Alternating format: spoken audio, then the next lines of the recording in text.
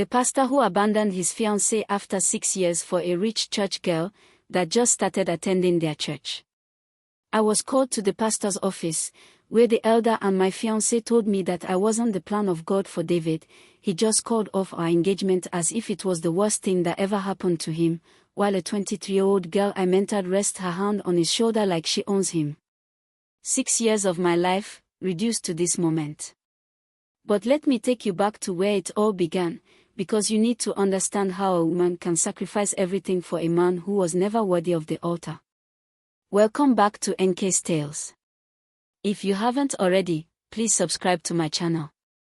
Your support truly encourages me to continue sharing these powerful tales with you. Let me know in the comments where you're watching from. My name is Kayameka Ikena, and I met David Adelik when I was 24 years old. He was in Bible school with fire in his eyes and dreams bigger than Lagos itself. I was volunteering at a small parish in Surale, leading the children's ministry every Sunday, pouring my heart into those little souls. David would watch me teach, and afterwards he'd approach me with that smile that made my heart skip. Sister Kayameka, you have a gift. The way you connect with those children, it's anointing. I'd blush and deflect, but he was persistent. Not in an aggressive way, but in a way that felt like destiny knocking. We'd talk for hours after service about ministry, about building something meaningful, about changing lives through the gospel. He had vision, and God knows I loved a man with vision. 3 months into our friendship, he invited me for lunch at a small bookstore near the church. We sat on those plastic chairs, sharing jollof rice and chicken, and he looked at me with such intensity.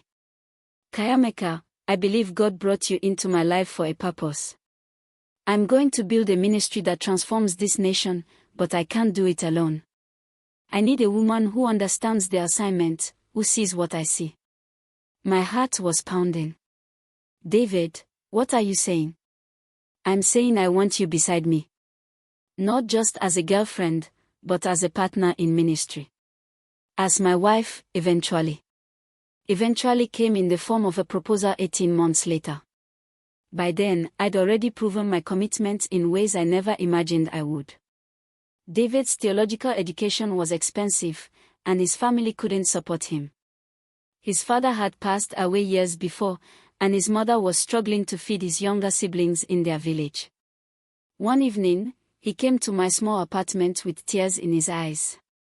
This man who preached with such authority every Sunday was broken before me. Chi, I have to drop out of Bible school. I can't afford next semester's fees. Maybe this dream wasn't from God after all. I held his hands, my own heart breaking. How much do you need? 250,000 naira. Might as well be 2 million. I don't have it. I didn't tell him what I did next. My mother had passed away 2 years prior, leaving me a small piece of land in our village. It wasn't much, but it was my inheritance, my security, the one thing I owned in this world that was truly mine. I sold it within 3 weeks. The buyer lowballed me, knowing I needed cash quickly, but I didn't care. I withdrew the money, put it in an envelope, and handed it to David. Where did you get this? Chi, what did you do? Don't worry about where it came from. God provided. Finish your education. Build the ministry you're called to build. He wept in my arms that day, promising he'd never forget what I'd done, that he'd spend his life making me proud, that we'd build something beautiful together. I believed every word. But paying for seminary was just the beginning. I was working as a secretary at a law firm during the day, but it wasn't enough to support both of us while he studied. So I started braiding hair in the evenings, selling small chops on weekends, doing freelance data entry until midnight. Some nights I survived on Gary and sugar because I'd used my food money to buy his textbooks. My friends thought I was crazy. Kayameka, why are you killing yourself for a man who hasn't even married you yet? What if he leaves? He won't leave. We are building something together. This is what partnership looks like. How foolish I was. How beautifully, tragically foolish. Then came the sickness. Final year of Bible college, 3 months before his graduation, David collapsed during a preaching practicum. High typhoid fever and malaria. He was hospitalized for 2 weeks, and the bills were staggering. His family couldn't help. The church took up an offering that barely covered 2 days. I was there every single day after work, sometimes sleeping in the hospital chair because I was too exhausted to go home. I negotiated with the hospital, begged them for payment plans, sold my laptop, my phone, everything I could liquidate. When he finally recovered, thinner and weaker, he held my hand. Kayameka, you're an angel. God sent you to save my life. I'll never leave you, you hear me? Never. I should have recorded those words. Should have tattooed them on my heart as a warning of how easily promises evaporate. David graduated top of his class, and within 6 months, he was appointed assistant pastor at a growing church in Ikeja. Another year, and the senior pastor retired, recommending David as his successor. At 29 years old, my David became Pastor David Adelik, shepherd of over 300 souls. And me. I was first lady in waiting. We'd gotten engaged by then, a beautiful proposal during a church retreat where he called me up front and declared before everyone that I was his Ruth, his Esther, his crown. The congregation erupted in applause. I cried tears of joy, thinking every sacrifice had been worth it. We set a wedding date, June 14th. I began planning immediately, creating a vision board, consulting with vendors, designing every detail of what would be our perfect day. The church was excited. Sister Kayameka and Pastor David, the couple that proved love and ministry could coexist beautifully.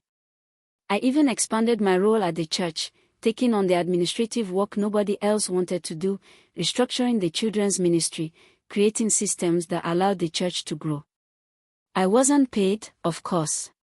It was ministry. It was partnership. It was love. If you're enjoying this story and you want to hear more true life accounts of love, betrayal, and redemption, please hit that subscribe button and turn on notifications. You won't believe where this is headed. Now, let me ask you something. Have you ever sacrificed everything for someone, only to watch them change right before your eyes? Drop your answer in the comments below. Everything started shifting the Sunday Chanenai Okafor walked through those church doors. I remember that day clearly because she was wearing all white, a flowing dress that made her look ethereal, angelic. She was young, couldn't have been more than 23, with the kind of beauty that turns heads, soft-spoken with doe eyes that seemed perpetually on the verge of tears. She sat in the front row during service, taking notes throughout David's sermon like every word was golden. After service, she approached us at the altar. Pastor, that message touched my soul. I just graduated from university, and I've been searching for a church home where I can grow spiritually. I believe God led me here. David smiled warmly. Welcome to the family, sister. Chanenai Okafor. I embraced her immediately. Welcome, dear. We are so glad to have you. If you need anything at all, please let me know. She seemed so sweet, so genuine, so hungry for God. She started attending everything: Sunday service, Tuesday Bible study, Thursday prayer meetings, Saturday outreach programs. Within a month, she'd volunteered for the media team, offering to help with the church's social media presence. Pastor, my father owns a media company. I studied communications. I can help elevate the church's digital presence, bring in younger members. David was thrilled. Sister Chanenai, that would be wonderful. Let's set up a meeting to discuss strategy. I encouraged it. I was even in some of those early meetings, watching her present ideas with such enthusiasm, such dedication. She'd look at David when she spoke, her eyes shining with what I thought was spiritual fervor. Pastor David, your messages are too powerful to stay within these 4 walls. We need to record them, create a YouTube channel, reach the nations. David ate it up. Finally, someone who understands the vision. I didn't catch the slight in that moment. Didn't hear the implication that I, who had funded his education and built alongside him for 6 years, somehow didn't understand his vision. The meetings became more frequent. Sometimes I couldn't attend because I was handling other church administrative duties, managing the upcoming wedding logistics, working my actual job that paid our bills. David assured me it was fine. Chi, you handle your things. Chinena and I can work on the media strategy. It's technical anyway. You know that's not your strength. My strength had been selling my inheritance. My strength had been working 3 jobs. My strength had been nursing him back to health. But sure, media strategy wasn't my forte. The prayer request started next. China and I would linger after services, approaching David with tears in her eyes. Pastor, can I have a moment? I'm struggling with something, and I need spiritual guidance. He'd nod compassionately. Of course, my office in 10 minutes. This session started lasting 30 minutes, then an hour, then 2 hours. I'd be in another part of the church, handling some ministry need, and I'd walk past his office hearing their voices, seeing her tears, watching him hand her tissues with such tenderness. My friends started whispering. Kayameka, are you comfortable with how much time your fiancé spends counseling that girl alone? She's struggling spiritually. David is her pastor. It's his calling to help people. But every single week. Always her. And why does she only want to talk to him? I defended him every time. Defended her. Because I was secure. Because we were getting married in 4 months. Because I trusted the man I'd sacrificed 6 years of my life to build. Then Chinenai's father entered the picture. Chief Okafor, one of Lagos's wealthiest businessmen. He visited the church one Sunday, sitting beside his daughter in that coveted front row. After service, David nearly tripped over himself rushing to greet him. Chief Okafor, what an honor to have you worship with us. The chief's voice was smooth, powerful. My daughter speaks highly of you, Pastor. Says you're a man of vision. I admire vision. They talked for an hour that day. I wasn't included in the conversation, though I stood nearby, smiling like the good first lady I was training to be. The chief mentioned something about the church building being too small for David's anointing. A man with your gift should have a cathedral, not this modest space. Have you ever considered expansion? David's eyes lit up like Christmas morning. Chief, we've dreamed of it, but the funding. Let's talk about funding. Come to my office this week. Bring your plans, your vision documents. And bring Chinenai. She speaks highly of your ministry partnership. Ministry partnership. Those words should have been my first alarm. The wedding planning became a solo activity. David missed the cake tasting because he had a meeting with Chief Okafor. Missed the venue final walkthrough because he was working on the expansion proposal with Chinenai. Missed the meeting with the pastor who would officiate our wedding because, you guessed it, church business. David, our wedding is in 3 months. Can you please prioritize this? His voice had developed an edge I'd never heard before. Kayameka, I'm trying to build something here. This church, this ministry, it's bigger than one day. Can't you understand that? I've been understanding for 6 years. I'm just asking for a few hours to plan our wedding. And I'm asking you to understand that Chief Okafor is offering to fund a 500 million naira church complex. Do you know what that means for our ministry? For our future.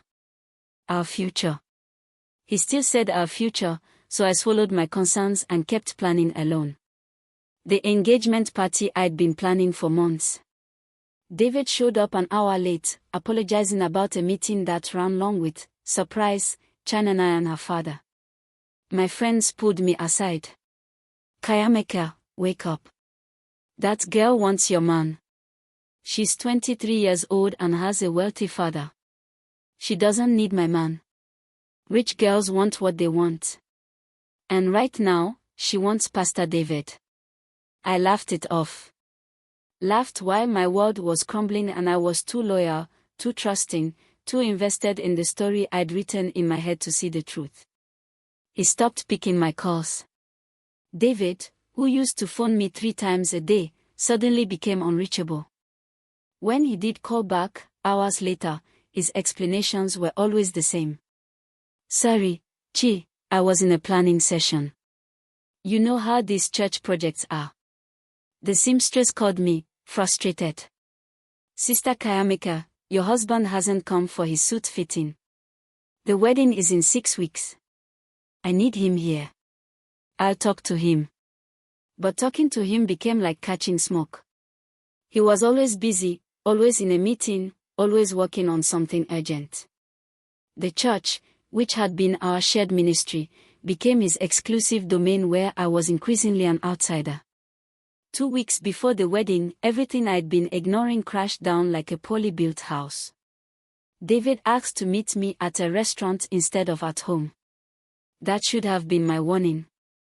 When someone changes the location from intimate to public, they're preparing to do something that requires witnesses to keep them accountable, to prevent you from reacting honestly. He sat across from me, couldn't meet my eyes. Chi, we need to talk about the wedding. My heart started racing. What about it? Everything's set. The invitations went out last month. I think we should postpone. The restaurant noise faded into background static. Postpone. David, we are getting married in 14 days. The venue is booked, the food is ordered, our families are traveling from the village. I know. But this church project with Chief Okafor, it's critical timing. He wants to break ground immediately, and I need to be fully focused on that. Planning a wedding right now is a distraction I can't afford. Distraction. 6 years of sacrifice, and I'd become a distraction. David, we've been planning this for over a year. You're telling me, 2 weeks before our wedding, that building a church is more important than marrying me. It's not about importance. It's about timing. God's timing. Surely you can understand that. I wanted to flip the table. Instead, I begged. God forgive me, I begged. David, please. We can manage both. I'll handle all the wedding logistics. You focus on the church project. You don't have to do anything except show up on the day. His jaw tightened. Kayamika, I'm not asking for your permission. I'm informing you of my decision. We are postponing. Something in his tone, his eyes, the way he looked at me like I was an obstacle instead of a partner, made me ask the question I'd been avoiding. Is this about China and I? His face didn't change, but his silence screamed volumes. David, answer me. Is this about that girl? Don't be ridiculous. This is about ministry. About vision. About something you clearly don't understand. I stood up from that table, tears streaming down my face, and walked out. He didn't follow. Before you judge me for what I did next, before you say I should have seen the signs, let me tell you something. When you've invested 6 years of your life into someone, when you've sacrificed your inheritance, your savings, your youth, walking away isn't as simple as closing a door. It's like amputating a limb without anesthesia. If this story is resonating with you, if you've ever loved someone who didn't deserve you, smash that like button and subscribe. This testimony is about to get even more intense, and you don't want to miss what happens next. Here's my question for you. If someone asked you to postpone your wedding 2 weeks before the date, would you stay or would you go? Comment below. I spent 3 days in my apartment, calling in sick to work, crying until I had no tears left. My phone buzzed constantly with messages from concerned family members asking if the wedding was still happening, from vendors needing final confirmations, from bridesmaids confused about the sudden silence. I couldn't bring myself to tell anyone the truth. How do you announce that the man you've built for 6 years just discarded you 2 weeks before your wedding like yesterday's newspaper? On the 4th day, my phone rang. Elder Okonkwo, head of the church board. Sister Kayamika, the elders need to meet with you and Pastor David. It's urgent. Tomorrow, 10 a.m. My stomach dropped. Elder, what's this about? Tomorrow. Please be on time. I called David repeatedly. He didn't answer. I sent texts, what's happening? Why does the board want to see us? Read receipts showed he'd seen them. No response. I barely slept that night, my mind racing through possibilities. Maybe the board wanted to discuss the wedding postponement. Maybe they were concerned about the church expansion. Maybe they'd noticed what I'd been too blind to see. I arrived at the church at 9:45 a.m., dressed in my most conservative outfit, trying to look composed when I felt like I was drowning. David was already there, sitting at the conference table, not beside the empty chair next to him but across from it. That sitting choice told me everything. The 7 elders filed in, their faces grave. Elder Okonkwo cleared his throat. Thank you both for coming. What we have to discuss is delicate, and we've prayed extensively about how to handle this situation. I looked at David. He was staring at the table. Elder Okonkwo continued. Pastor David came to us 3 days ago with a confession. He believes he's made a mistake regarding his upcoming marriage. The room tilted. I'm sorry, what?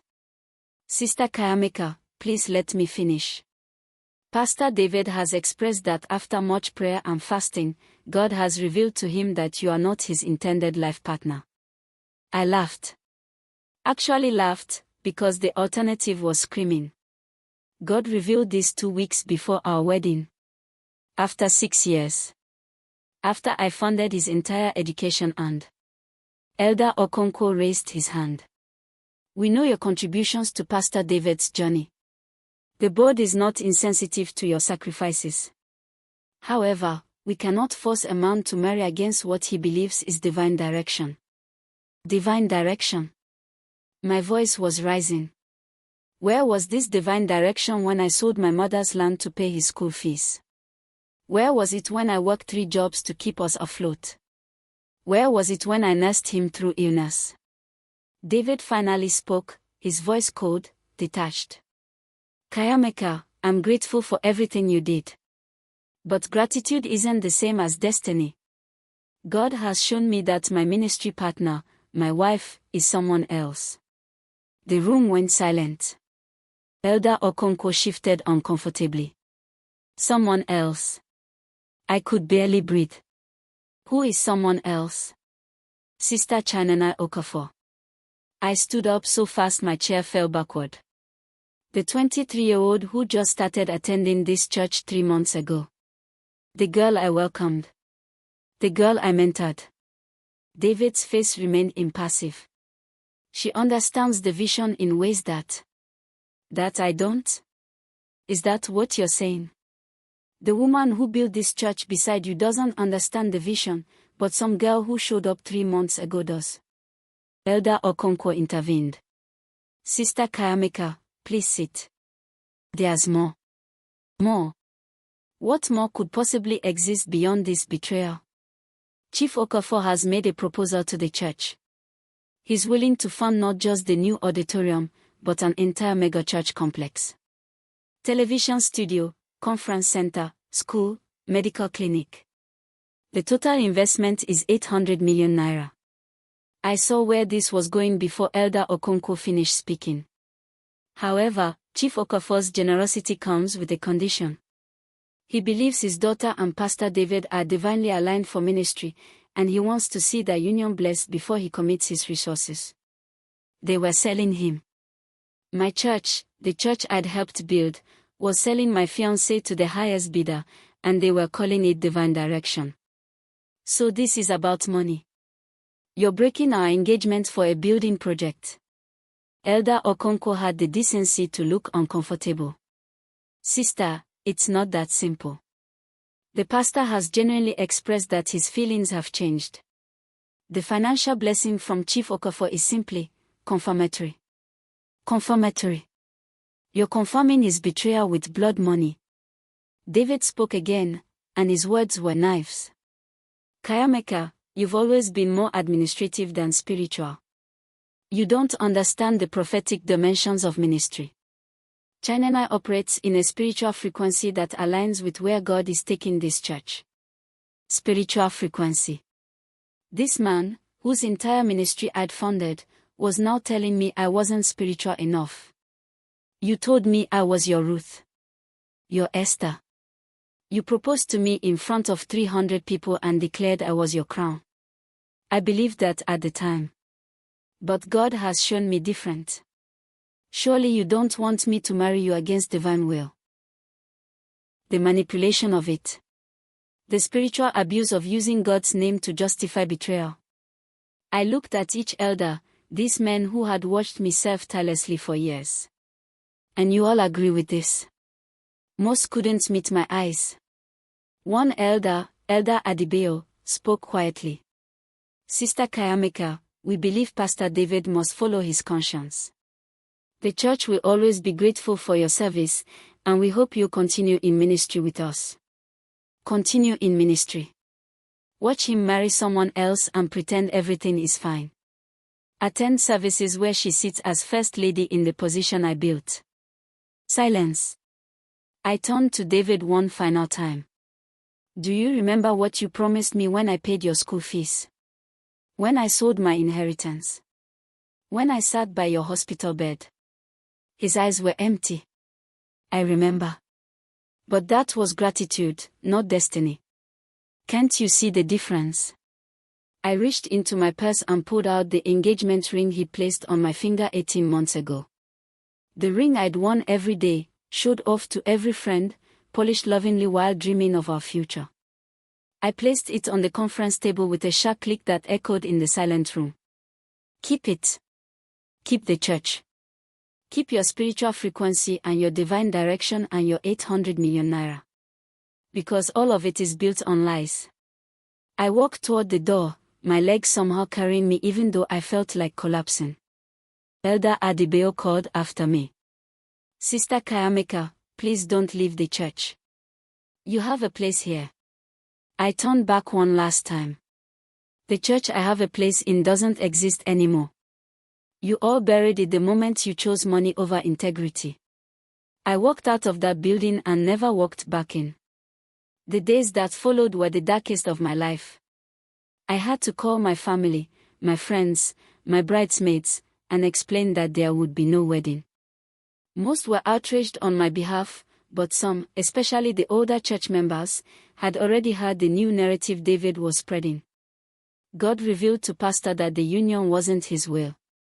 We have to trust the man of God. Sister Kayameka needs to release him to fulfill his destiny. Release him.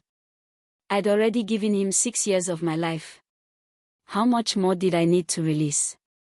The worst part was watching social media. Because David and Chan and I didn't hide their new relationship. Within weeks, photos appeared, them at the groundbreaking ceremony for the new church complex, her standing beside him as he prayed over the land. The captions were spiritually coded but clear. When God reveals your true ministry partner, everything falls into place. #blessed beyond measure, #divine timing, #ministry couple. Comments flooded in from people who didn't know, who hadn't walked my journey with David. Beautiful couple. Pastor, you're so anointed. This is what kingdom partnership looks like. They glow with the glory of God. I wanted to comment on every post, that glow is funded by my inheritance and my tears. But what would be the point? My former friends from the church stopped calling. Some blocked me on social media. I became the bitter ex-fiancée who couldn't accept God's new direction. The villain in a story I hadn't written. I threw myself into work, took on extra projects, anything to avoid being alone with my thoughts. At night, I'd lie in bed and replay every moment, every sacrifice, every sign I'd missed or ignored.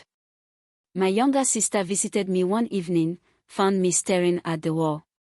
"Chi, you need to eat. You need to live.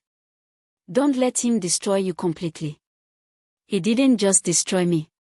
He erased me. Rewrote our history like I was never there. Tell me, how do you survive being erased? By refusing to disappear. By remembering that your value isn't determined by someone who couldn't see your worth. Easy words. Harder to live by. But then something unexpected happened. The universe, or God, or karma, or whatever you want to call it, started writing the ending David hadn't anticipated. If you're still watching, if this story has gripped your heart, please subscribe to this channel.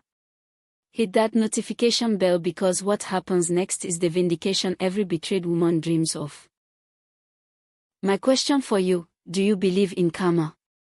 Do you believe that people eventually face consequences for their actions? Tell me in the comments.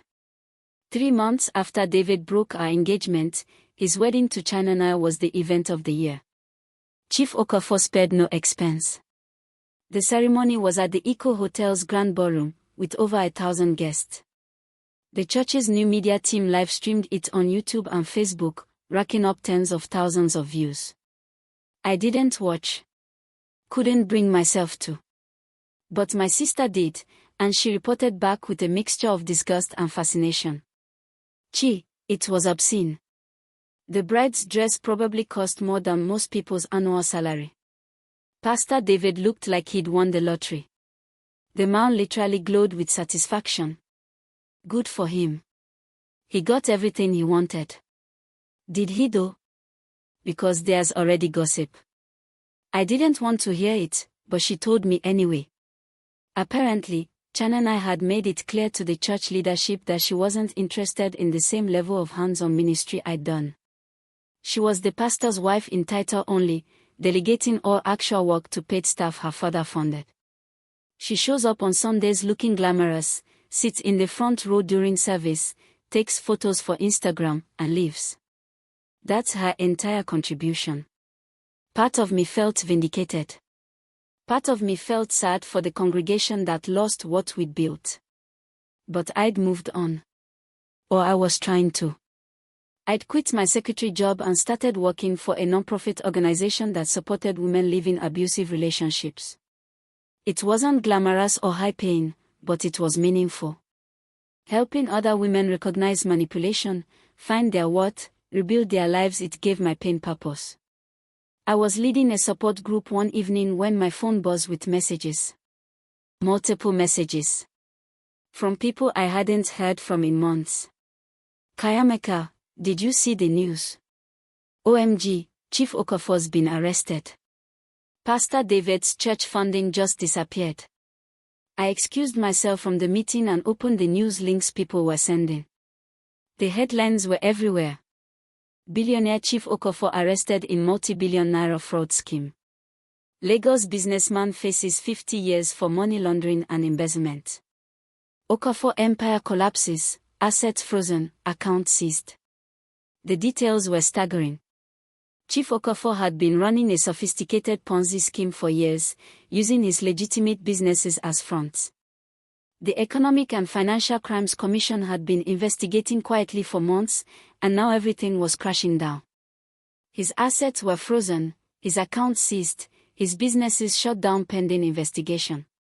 And that meant the funding for David's megachurch complex. Gone. Vanished. Every naira of it was part of a criminal enterprise now being dismantled by federal authorities. I should have felt triumphant. Instead, I just felt numb.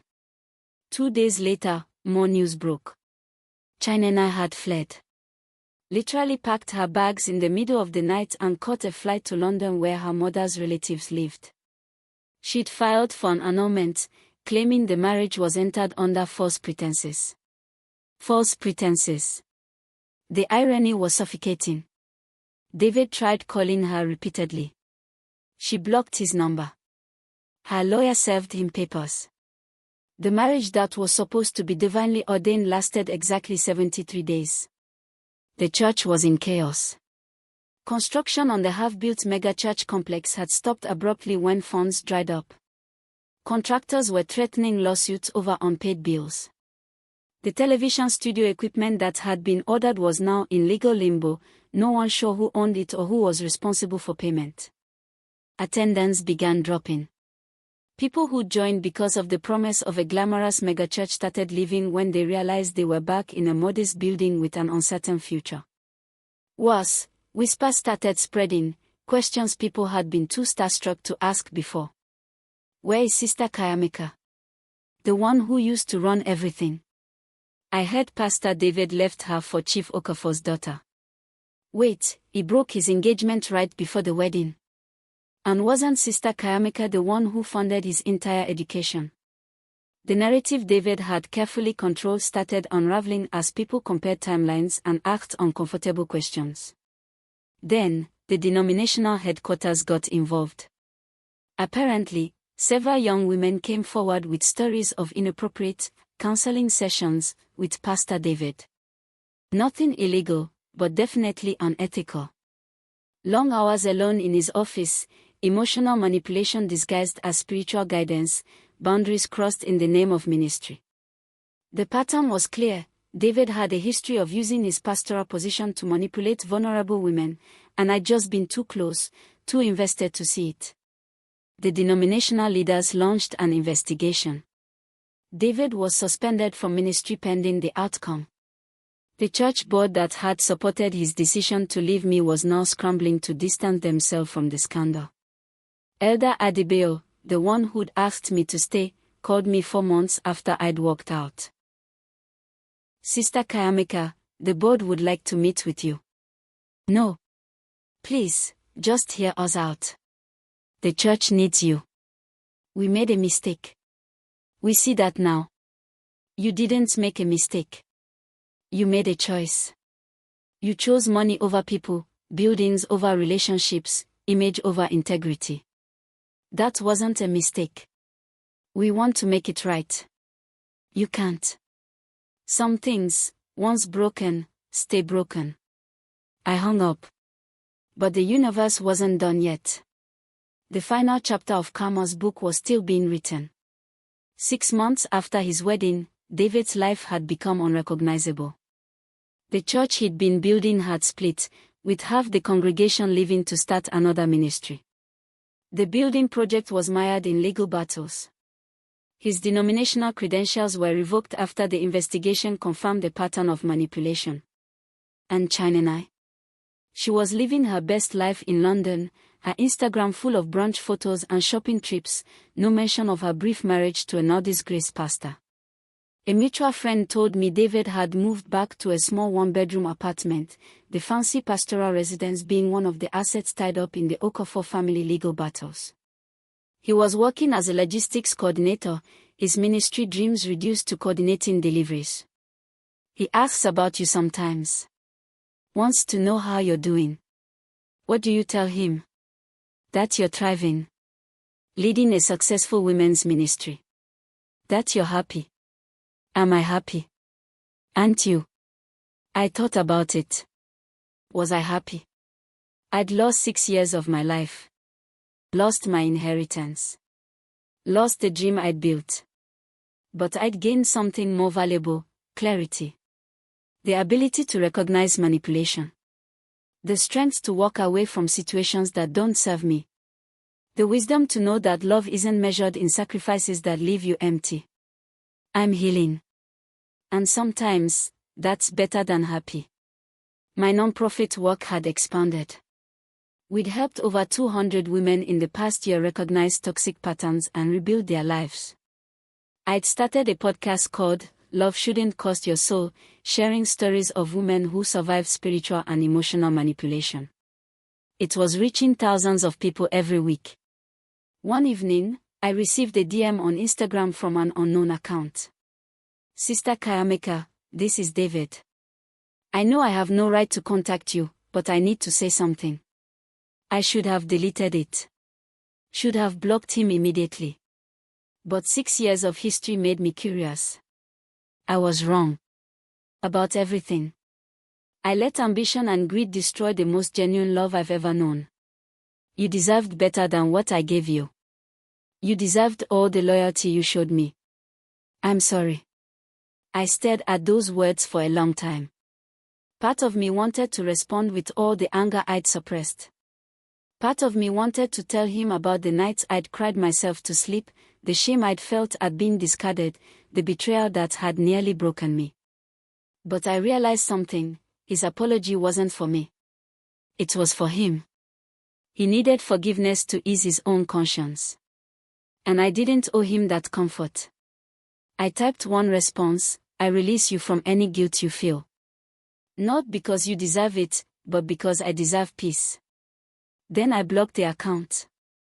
Standing in my new apartment, looking at the vision board I'd created for my nonprofit's expansion, I realized something profound: the best revenge isn't destruction. It's reconstruction.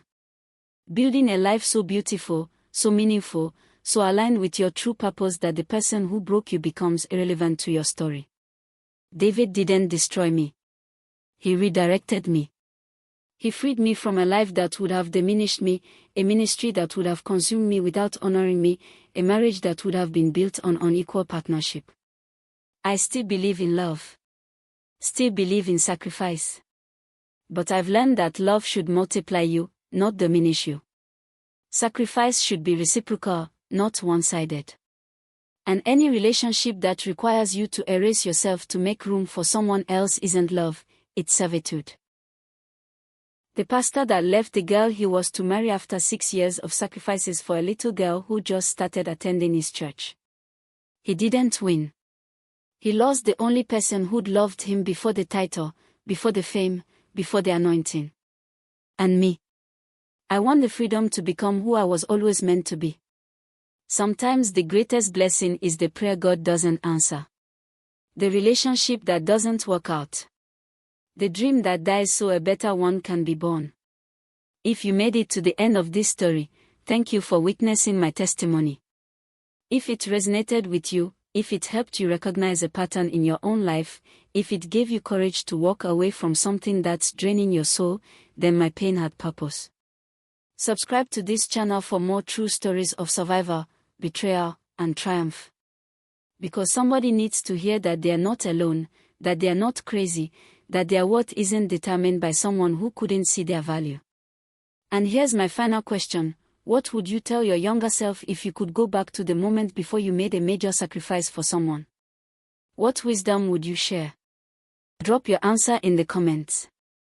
Let's build a community where we learn from each other's journeys. Remember, your story isn't over. This is just a chapter, not the whole book. Keep writing. Keep living. Keep becoming.